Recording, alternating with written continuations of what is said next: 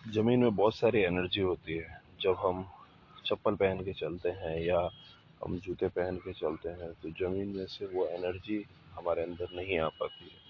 हमारे अंदर बहुत सारी एनर्जी नेगेटिविटी होती है, जो एनर्जी हमको लेनी होती है, या नेगेटिविटी है या कोई गुस्सा है, तो जैसे ही ज़मीन के ऊपर हम नंगे पाँव चलते हैं तो उसकी वजह से वो ज़मीन में से वो तत्व हमारे पास आ जाते हैं और वो जो एनर्जी है वो हमको मिलती है।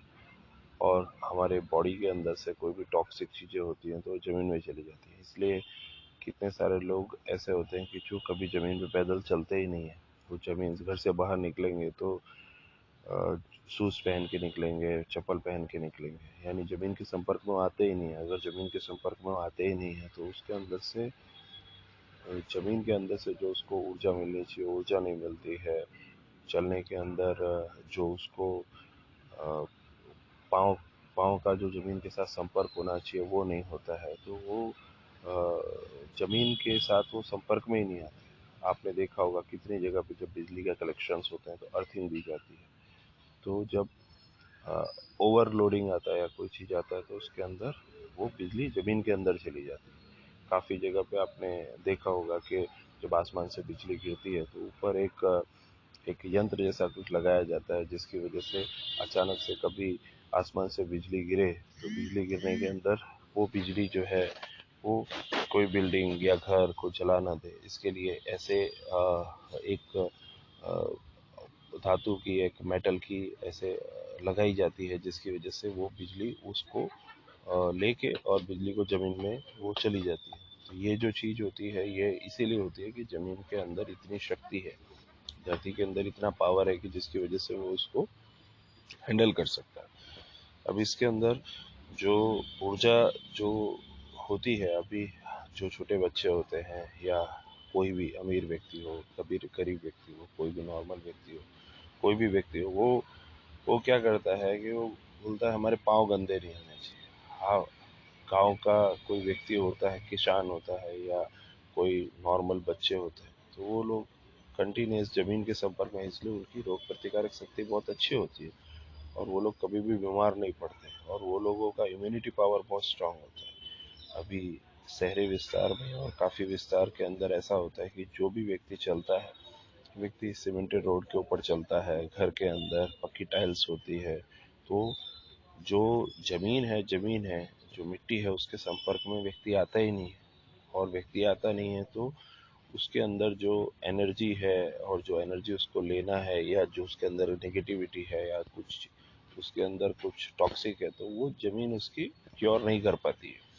अब इसके अंदर आ, बहुत इजीली काफ़ी जगह पे गार्डन्स वगैरह होते हैं, काफ़ी जगह पे ऐसी जगह है जहाँ पे अभी भी सीमेंट नहीं है, जहाँ पे फर्टाइल जगह होती है, जहाँ पे आप जा सकते हैं या आप चलते हुए अपने पैरों को वो मिट्टी के संपर्क में लाएं। काफ़ी विदेशी फॉरेनर लोगों को आप देखेंगे कि वो जब कभी समुद्र के किनारे जो रेत वगैरह आते हैं वहाँ पे वो ऐसे ही लेटे रहते हैं कि वो ज़मीन के संपर्क में आते हैं।